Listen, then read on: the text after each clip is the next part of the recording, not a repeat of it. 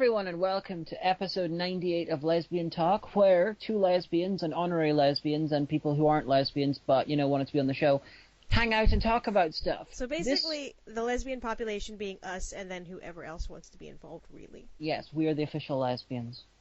Oh no, I'm a lesbian too. You're an honorary lesbian. Yeah.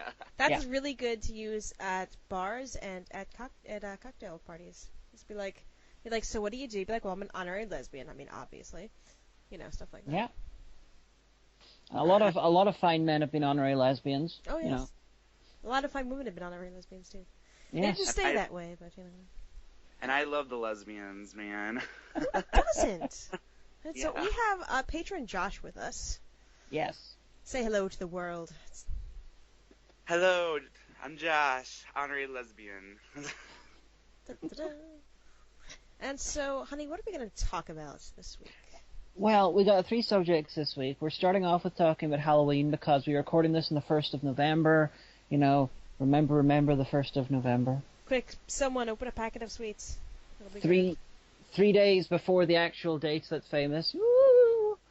And then we're going to talk about art, higher education, and whatnot with Josh. Well, Josh's going to be here the whole time, but that's his subject du jour. That's his thing. And then we're going to discuss the latest episode of Doctor Who. Oh dear, oh dear, oh dear. As I have this supervisor, she's really nice, and she's from the Glasgow suburbs. And a lot of her most favorite expression is, oh dear, oh dear, oh dear. And usually in reference to a customer or the fact that it's not quitting time yet. But I think that it's very applicable for Doctor Who this week. Oh dear, oh dear, oh dear. So anyway, we have Halloweened. Yes. We did. Well, we attempted to Halloween anyway. And if you read USA Today, you will have noticed that Derry is apparently the world's greatest place to hang out in Halloween, beating out, and I quote, Salem, Sleepy Hollow. Where else is famous for Halloween stuff? Transylvania, yeah. Whitby. Whitby's where Dracula bought a bunch of stuff in the book, and it's got the twice yearly. I can see that because in Transylvania you'd have to get there first, and it's like a wee tiny part up yonder mountains in Eastern Europe, so it's a lot easier to just fly to Derry. Yeah. What? Is it in the woods too? I always think of it as in the woods. I do too, but I'm not sure about that. Transylvania, it actually means like dark forest or something. If you know, write the show. If you're from Transylvania, write the show. But it's beaten all those places in Derry because, okay, here's a little story. Because all of my stories are little. Mm-hmm. Whenever I grew up in Derry, it was the mid to tail end of the Troubles. It was the early 80s. And you couldn't actually go into the town centre there was barricades, and it was a little bit similar to the situation. Did you guys have your own kind of Les Mis going on that you wrote all your own choreography and songs and everything? Can you hear the people sing? Yes! You're beyond the barricades at Quarry. Well, I didn't, but I'm pretty sure that at some point someone's going to write a Les Mis adaptation set in Northern Ireland during the Troubles. Oh, that's awesome. But Halloween was still a massive deal then. It's been a massive deal through a fucking civil war.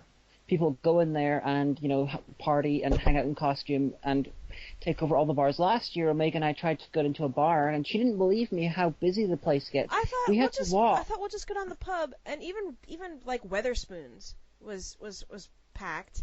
And we finally found the gay bar in Derry. We went in. There was a cover. It was quite a large cover, as I recall. And we really only had one drink because we had to communicate with each other by text. That's how loud it was. I was not as. Yeah, we had to walk about a mile to get to find a place that was you could get into, just to demonstrate how busy Derry is at Halloween. So last night we did a quick march through, and what did we see? We saw the fair. We saw a lot of people dressed up as minions. We saw a lot of people dressed up as slutty undead Chicago Cubs fans. They all had, I think some shop in Derry was selling Chicago Cubs jerseys, because some of them came into my shop because I worked till 7, and a whole bunch of these girls who were just dressed like, I'm sure their mom didn't want them out like that, and come in to buy, the pack of chewing gum, and I was like, I don't believe that you're really Chicago Cubs fans. And she's like, yeah, we're not. And I was like, oh. So for some, Man. and then there was a whole bunch of lads dressed up in NYPD costumes, and I was like, because they're the kinds of guys that like go running through our shopping center and cause trouble and just beat people up and be horrible. And I was like, wow, they're dressed up like the NYPD. The only thing that they could have done to be more offensive would be to dress up as Ferguson PD, as far as I was concerned. You should dress up as a leprechaun at some point to show them, you know. I will not be doing that, actually. I'm just saying. But anyway, the last couple of days there's been like open air concerts. There has been ghost tours. They stuck a bunch of animatronic heads and giant eyeballs all around the city. Like the cathedral, one of the local cathedrals, because we have two, has a giant fucking neon eyeball, which I went looking for last night. I couldn't find it. I think it was taken down the night before Halloween. But lots and lots of stuff, and it was really cool. And they had a open air market where I got like a 2-foot long German sausage, and I'm not talking about creature SH for once. Well, I was in I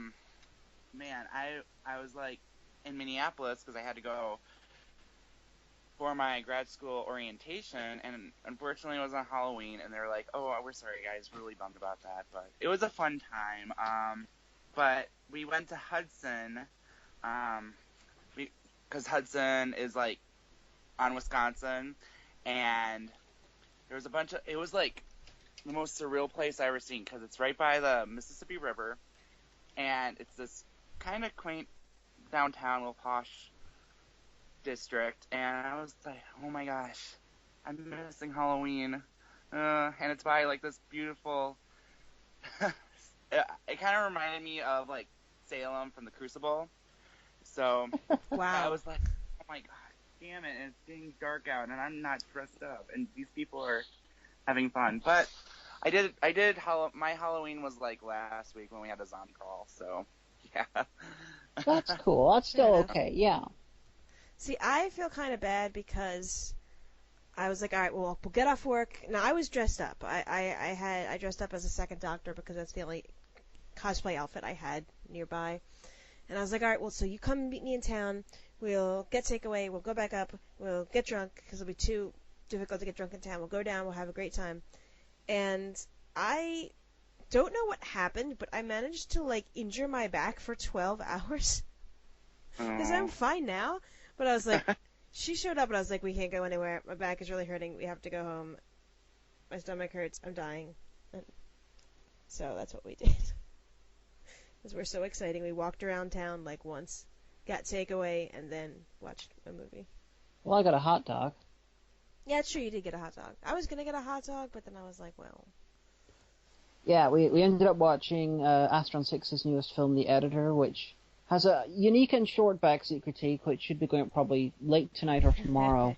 It's very short, and Omega is semi-conscious during it. I wasn't feeling well. It's terrible, though, because so a coworker of mine, he's like, oh, did you guys go out drinking last night? And I was like, no, we just didn't. He's like, oh, did you Netflix and chill? I was like, yeah, actually, we did. We watched Netflix on the bed in a totally chaste manner because that's how boring we are as people. Plus, you were sick. Yeah, I wasn't feeling the best, but. And you were all like, I can't call out because I'm feeling sick because everyone will assume I just got drunk and was lying. That's true. I didn't want to call out because they'd be like, yeah, sure. I was like, no, I'm just saying.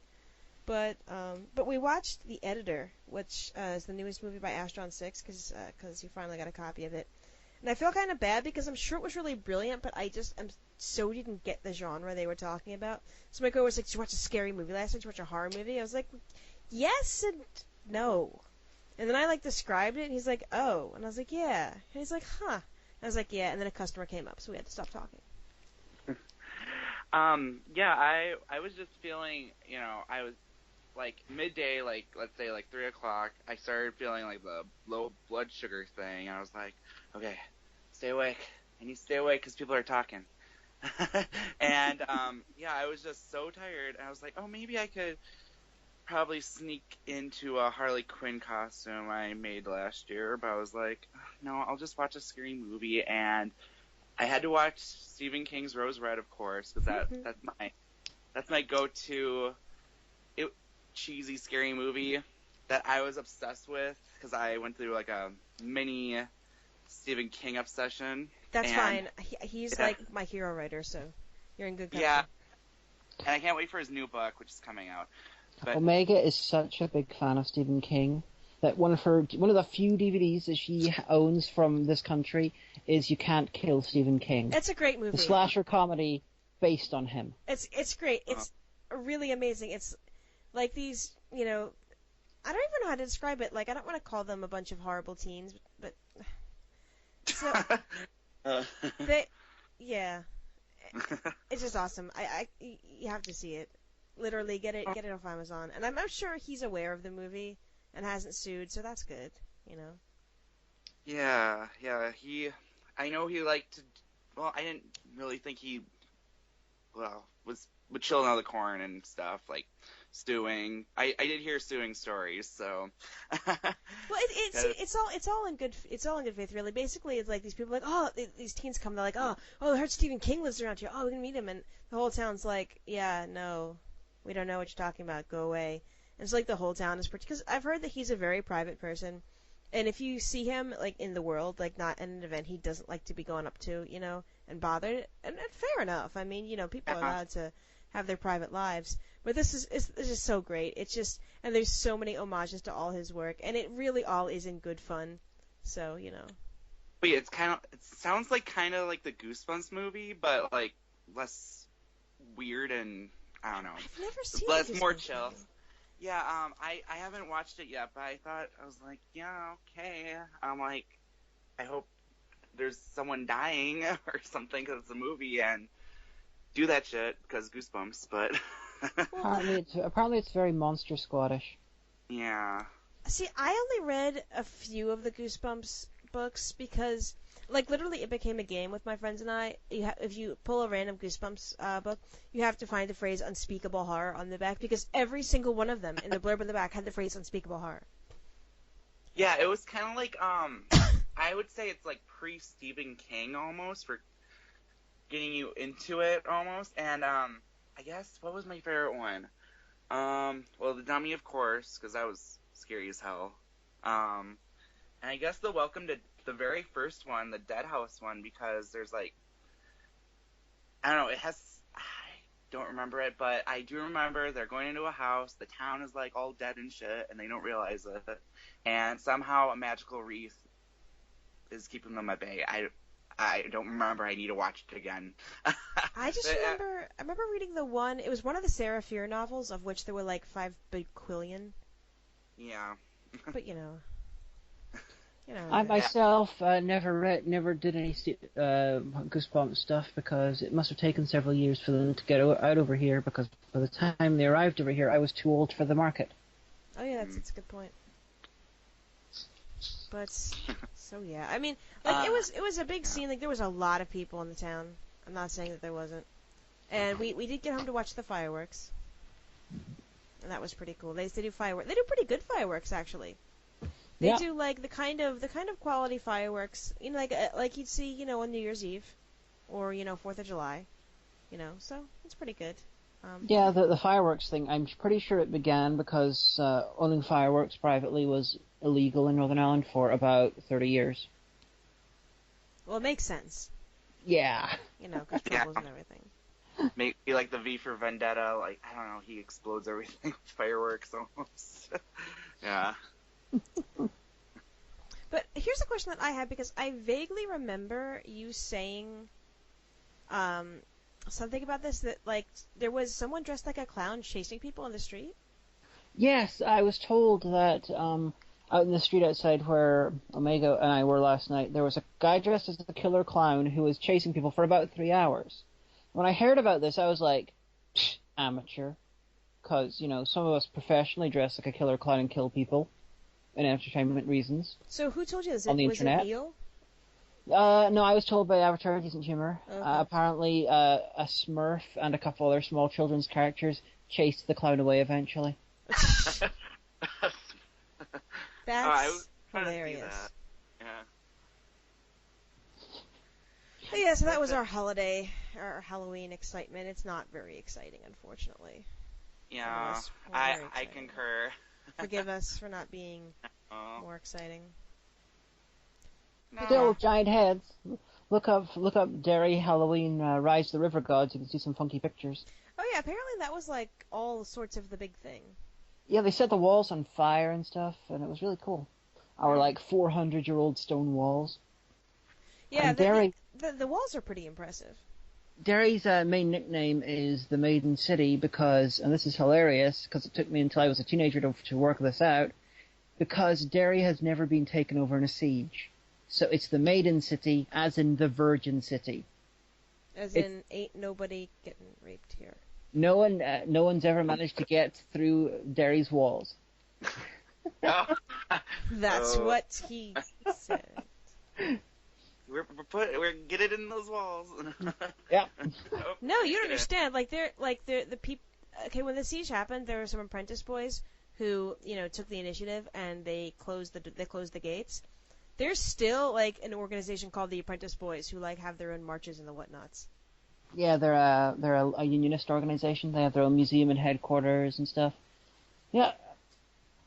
Basically, you can't say anything about Derry without involving sectarianism and the Troubles in some way. Yeah. It's wonderful. It's like a minefield of problems.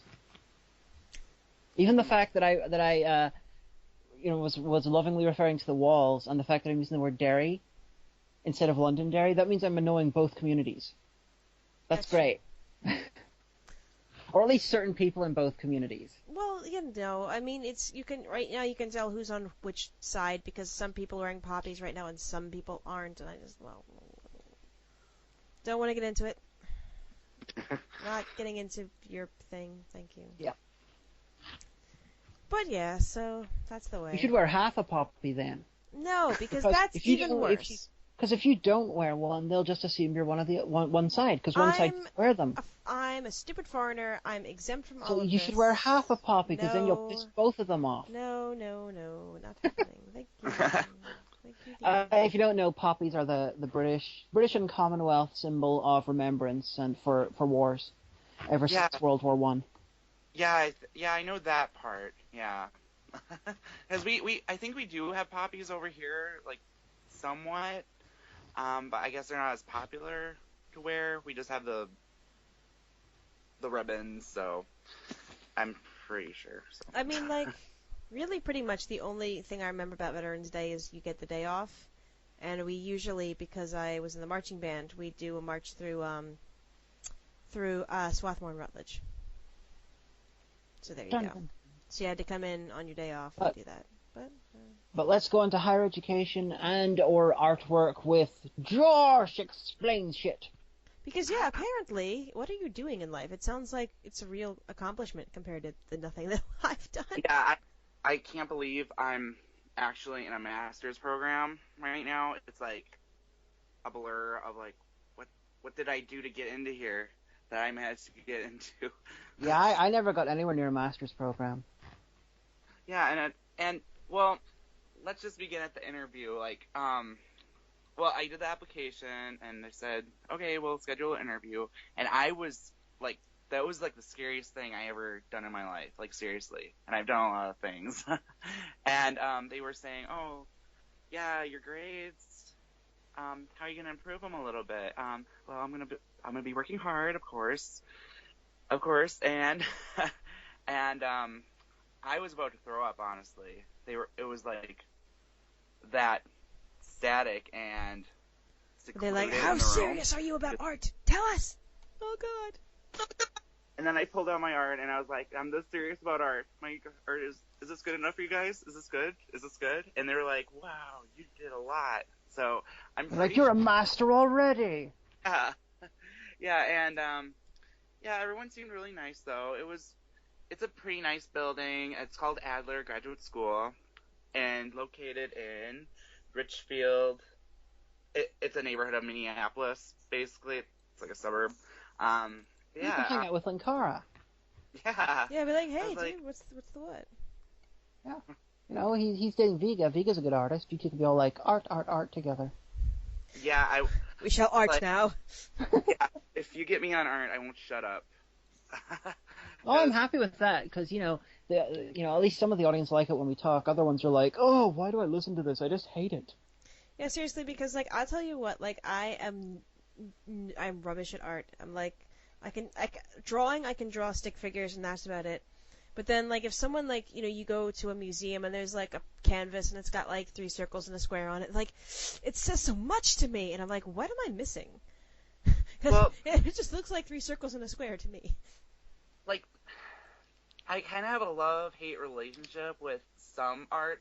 Like, I'm like, I can't really judge it, like saying, oh, I could do better than that, because everyone says that, and I guess I get irritated when they do say that, because I'm like, no, you can't, and I'm like saying to myself, oh, maybe I can do better than that artist, like, located in, let's say, the Minneapolis Institute of Art, like, the really, really minimalist artwork, like, it just shows, like, well, I think there was a piece of poo in a can I saw once, and... Wait, what? Like, for serious? Yeah, I think someone pooped in a can, and they had that as a display. This is why we can't have nice things. Yeah, this is why we can't have nice things. And I'm like, well, I don't wanna use my poop in art, so I probably do better than that.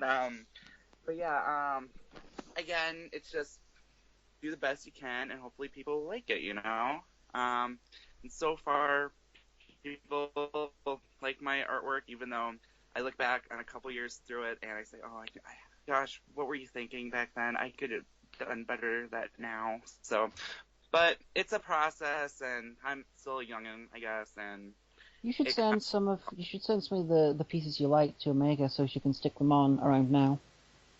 Yeah, I'll send that. Totally do that, because then when we have when I have to do the visuals, I can totally do that. But you're doing you're doing art therapy, right? Yeah, art therapy. I kind of fell in love with the subject when I first discovered it in high school, and I was like, what the heck is art therapy?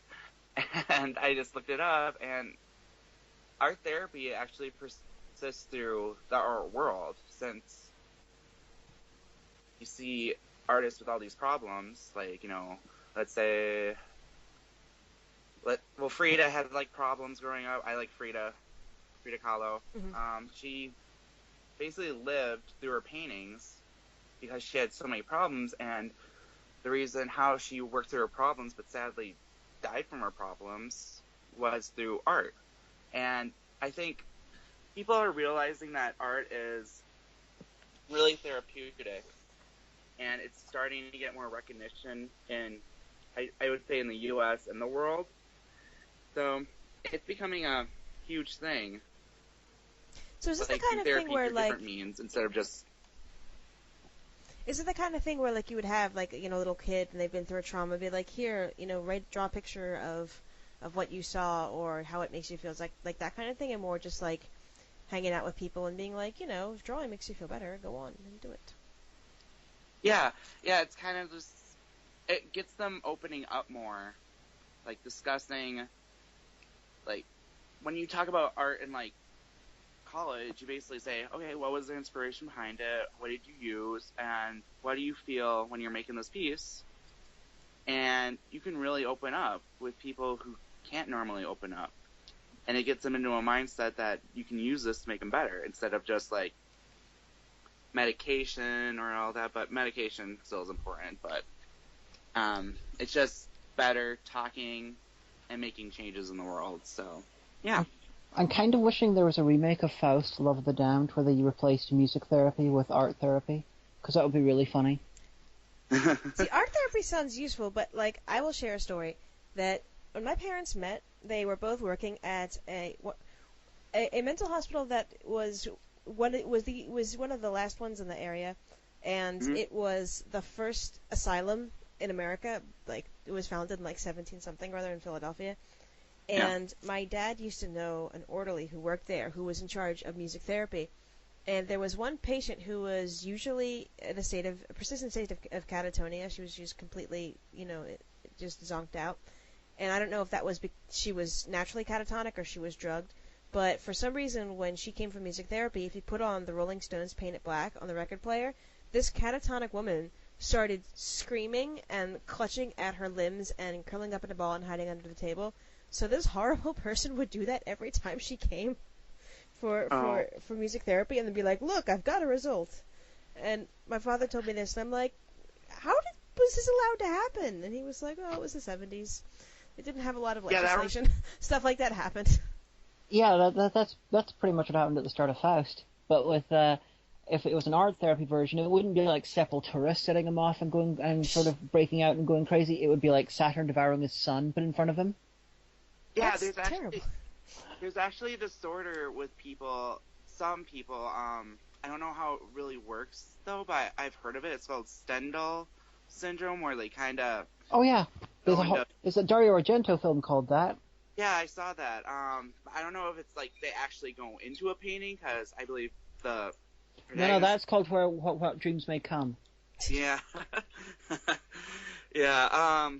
And what you were saying about that music therapy too, that kind of reminded me of the second season of American Horror Story, Asylum, where they just kept playing Dominique, that the singing nuns, and I'd be like, man, I go crazy too if I heard that all day. Oh, Asylum is so fucking mad.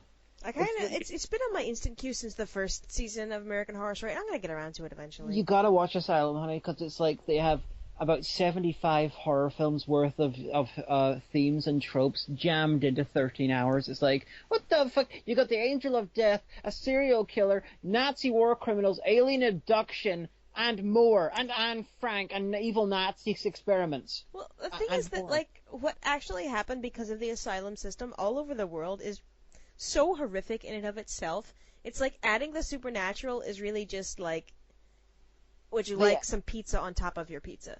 It's like you don't even need. It's so horrifying by itself. Yeah. But they didn't just add the supernatural. They added every type of supernatural possible, and aliens, and Nazi war crimes, and Anne Frank. One of the people in the insane asylum was Anne Frank. What's the? Yeah. It's a cracked out season. Kind of offensive, really. The show is insane. Season 2 is like, what the fuck? She said. Yeah, and I'm like, wow, there's so much going here, but they actually made it work for this season.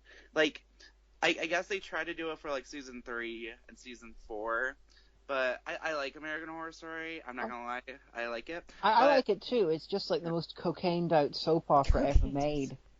Yeah, and I like the current season too. Like, I think this current season is on par with the second season so far, with Lady Gaga in there. I haven't seen it yet. What I like to do with a show is wait until it's finished its entire run and then watch it all while editing. Like, that's why while editing the recent videos, I've watched the whole of The Strain and like Fear the Walking Dead. Next on, I'm going to try the Scream TV show, which is going to be terrible. But yeah, I really liked Asylum because it made me so emotional at the end. I was like, oh, everyone's dying and I won't be able to see them anymore. Wah wah. Although you might, because in season 4 they revealed that all of the seasons are set in the same universe. Yeah, I like that. I like that Pepper episode. Spoilers, Pepper's in it, but yeah, that was emotional. But yeah, I guess Freak Show was emotional to a point, but it was just like, wow, you don't really deserve that ending. I was really glad to see people with actual deformities turn up in the show, and it wasn't entirely made of so quote unquote normal people in makeup and stuff. That was good. Yeah, and I like Matt Fraser's character because. Which one's Matt Fraser? Matt Fraser, he was the Seal Boy. Oh yes. Yes. I could never remember his name. Yeah, the English guy. I've seen him in a bunch of things. Yeah. Yeah, he's actually not that bad looking, and he's actually really charismatic. I'm like, make him the star of this season. I want to see more of him. It was like him, the really small Indian lady, Amazon Eve. I can't remember. There were some other ones as well. It's like, good work, guys. You're doing what Freaks did, and you gave a voice and appearance to people with actual deformities, and you didn't just tell their stories for them. Next step is allow people who have deformities to write and direct it. Yeah. Because it's nice to have stories told about diverse groups of people, but when you have the same people telling the stories, as in people who aren't in the group, it's not going to be as pure as it's going to be your narrative projected onto the group. I want to see what they want to say, if that makes sense. Yeah, it does. Yeah, it does. Yeah, yeah. I guess Transparent is doing that more. And because actual families with transgender individuals. I don't But remember. Transparent's still created by and written by like cis people. If you want that version, the trans version of that, you got to go with Sense8. Oh, I isn't haven't. that Netflix show? Yeah, it's the Wachowskis. One of the Wachowskis is trans. They created the show, and one of the main characters is trans. Yeah, I need to still see that. A lot of my LGBT friends say that it's really good, and I have it on my instant queue on Netflix, so I gotta watch that. Still. It's good, and I think I tweeted out when I was watching it. It is aggressively liberal. Aggressively liberal. It God is damn it. basically, when you get a bunch of assholey online reactionaries complaining about very, very light liberalism as though it was this sort of Mongol horde of SJWs, it's their worst nightmare. I see. Like, I'm not talking about people who are complaining about actual assholes using social justice as a cover. I'm talking about the guys who just knee-jerk react to anything that is to the left of them as SJW. They will be horrified by Sense8. But I watched that, and then I immediately went on to The Last Ship. And The Last Ship is like the neocon's wet dream type show. So it was like, awesome, I'm going like from one extreme to the other. Like, Sense8 is basically the closest thing you could find to the popular interpretation of Tumblr in a series form, while The Last Ship would gay bash and murder you. It doesn't actually have any gay characters. You get very politically intimate with the television shows you watch. No, the Last Ship doesn't have any actual gay characters or whatever. It's just the ethos as portrayed by it. It's very neocon. It's very right-wing. It's very, very pro-military. It's the sort of one that, it's you can tell every show, because of people writing it and because they have opinions, every show has a politic behind it. And you sometimes have to read between the lines, but you can work out what it is. And there's nothing wrong with that. That's a side effect of writing fiction. Everyone has a political opinion. Speaking of political opinions in fiction. Okay. What did we watch this week, honey? Oh, we watched Drew. What? Drew, it's Doctor Who with 2 letters removed. I didn't know what you were talking about. I'm like, did I forget something? I was like, you watched Drew Goddard, or you watched Dr. Drew, or... No, calling Doctor Who Drew is it's a obscure Doctor Who fan joke from a sketch written by Mark Gatiss. All right. Oh. Well, hipster. Yeah. Well, you can hardly call me a hipster when I've been a fan of Classic Who since literally when I was 3 years old. I'm kidding. No, it's just, I mean, there were good things about this episode. I'm not saying that there weren't, but then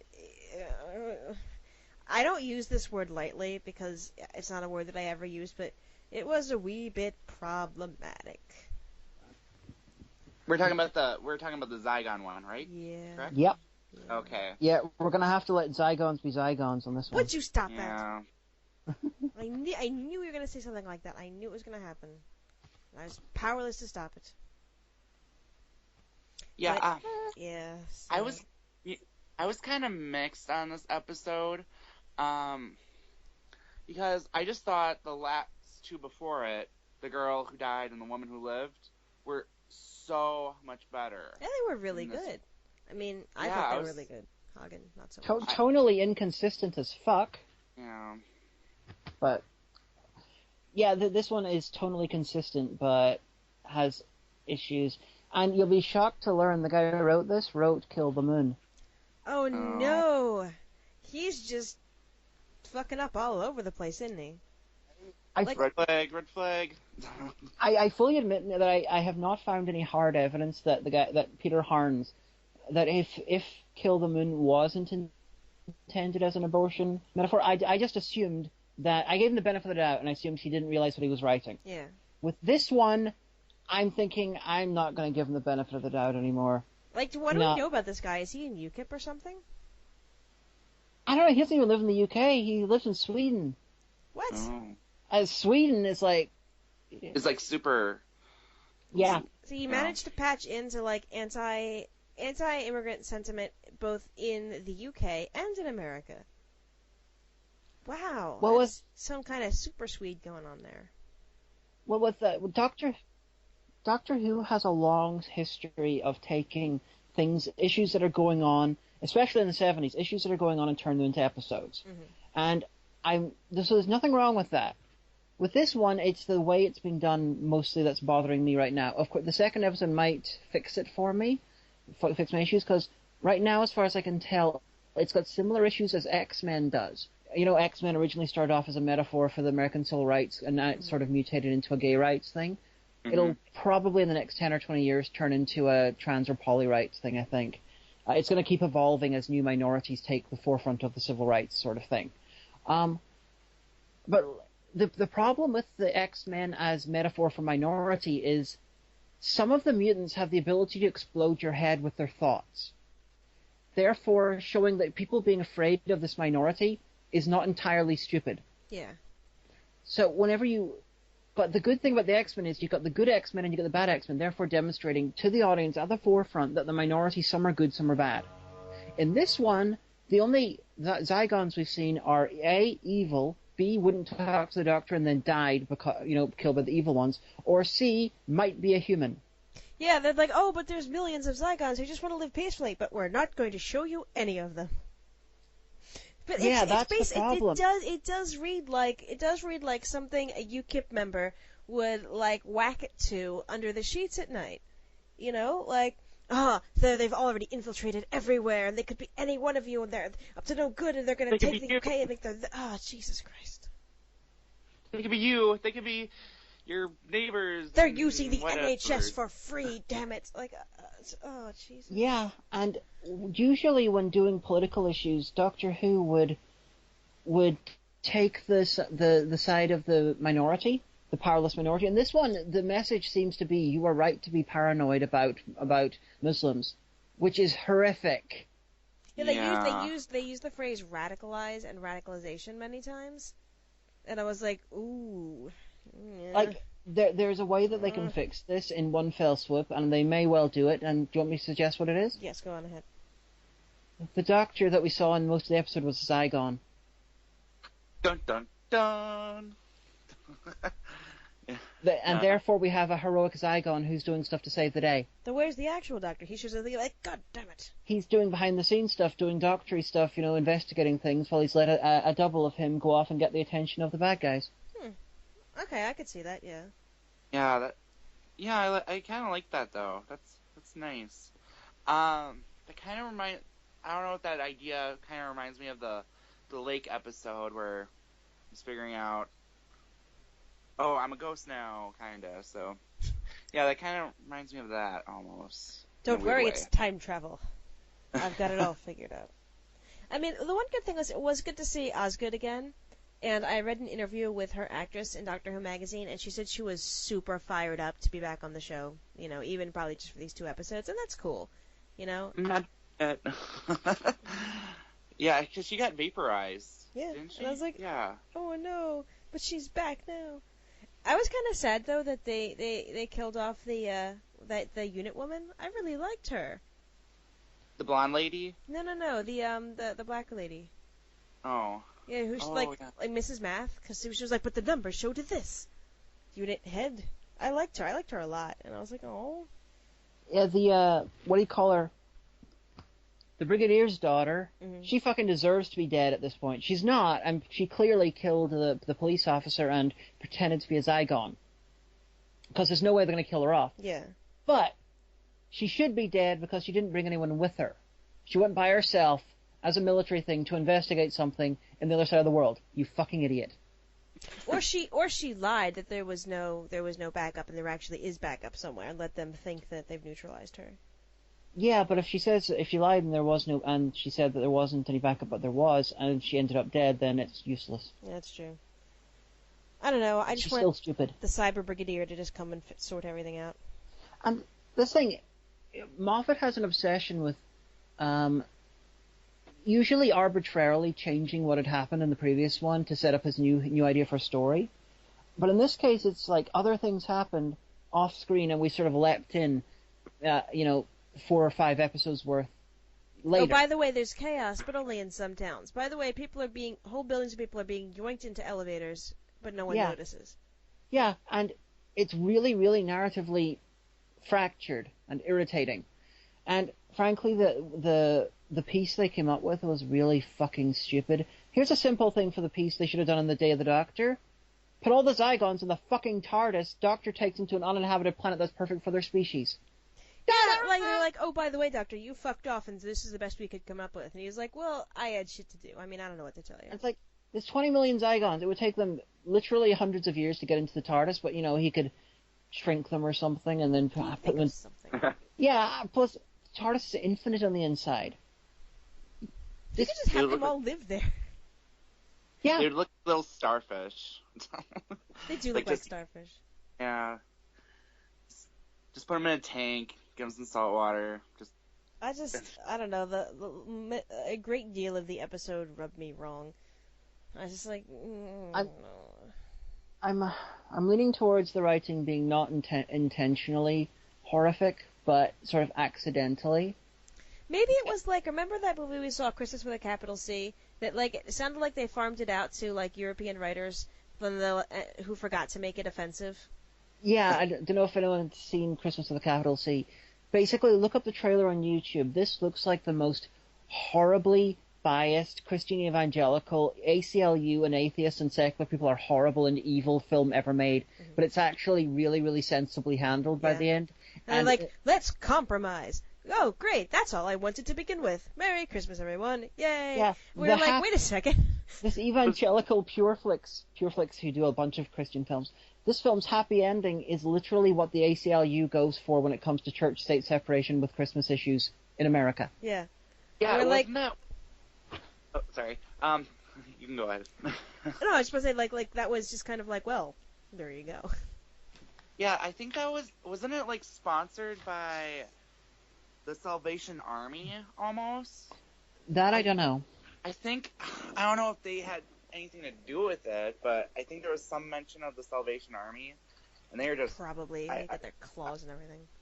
Yeah, I felt really bad ever since, I for a while, I did, volunteer for Salvation Army, but when I found out, I'm like, nope, not doing it. Not good. Anymore. Yeah. Salvation Army is a scummy homophobic organization. Kind of bastards. If you want to know why, I hate to be like this, but Google it. There is so much on the net of how horrible these people are. If you're straight and you don't care for gay people, they're lovely to you. But if you're gay or trans or bisexual or various other groups, or you have friends who are, you might want to avoid them. Yeah, I just did it for student council minutes, and I'm like, oh no, these are blood minutes. Blood minutes? You wrote that. I was like, I feel bad. No, I did something bad. No. Yeah, I kind of got the feeling this is a reverse situation of that, where this guy's like, oh, I'll bring in topical things. La la la. Why is everyone offended? Diverting it off. Yeah. I don't know.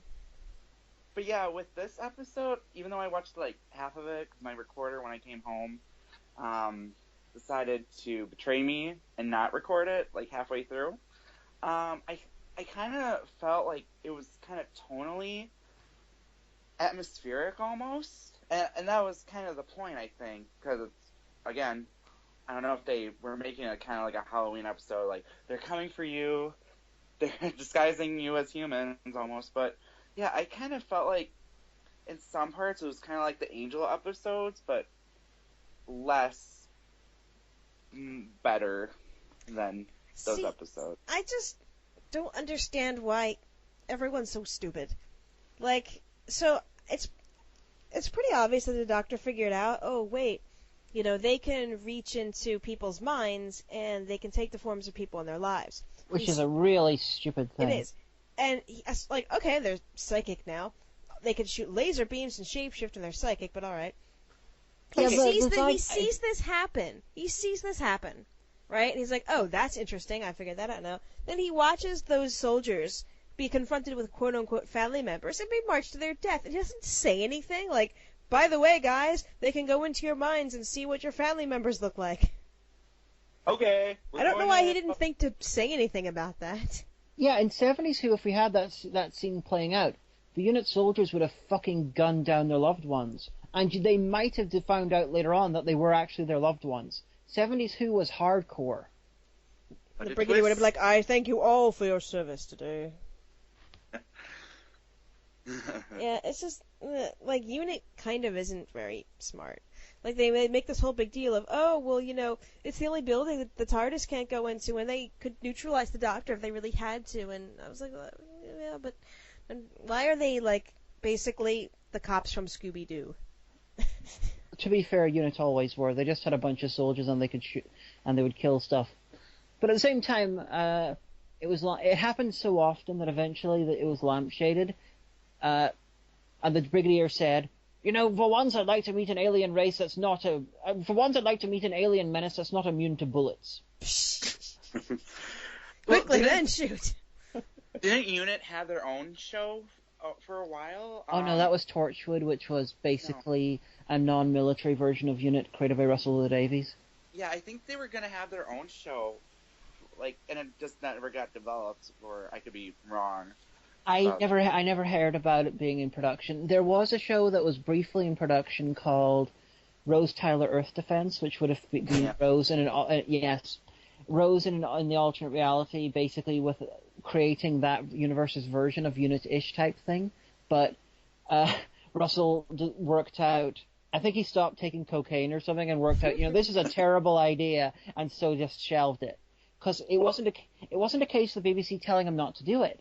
It was him who pulled the plug himself. Oh, I never heard that. Huh. Huh. And in case anyone wants to be all for libel and stuff, I didn't literally mean he was doing a bunch of cocaine. Although, to be fair, given his age and he lives in Manchester and he's gay, he probably has done a lot of cocaine. Yeah, I've been noticing that there's a lot of cocaine use in the gay community recently. I'm like, oh god, stupid. Is that coming back? Wasn't that like so very 80s? And just in case anyone thinks I'm being a libel or whatever, I didn't literally mean cocaine. I meant something, you know, properly gay like poppers or ecstasy or something. You know, all those gay drugs. But my point is, he stopped doing something and realized he'd come up with a stupid idea. Yes. If only he'd come up with that before writing Daleks in Manhattan. No, but anyway. I mean, I don't know if they can redeem this story. Probably not. Maybe. We'll see. I think they can, but they won't. With that UNIT spin-off thing, I think, like, in the first episode, they'd be, like, effed. Because they would be like, oh, we don't have the Doctor. What are we going to do? We're going to die. Oh, my God, we're dead. End of show.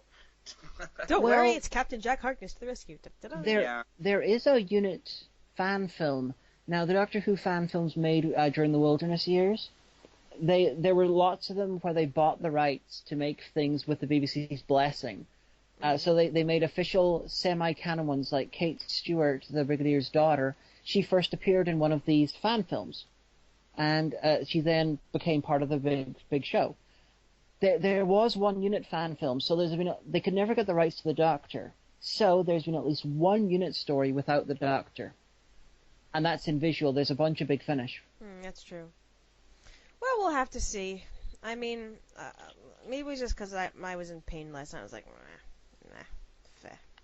And this is going to be a part 2 episode, of course, right? Yeah. They all are this season. Actually, I had a Twitter back and forth with Bethany Black, who's in episode 9, and she says that episode 9 is one of 2 stories in the entire season that is not a 2-parter. Oh, okay. Oh.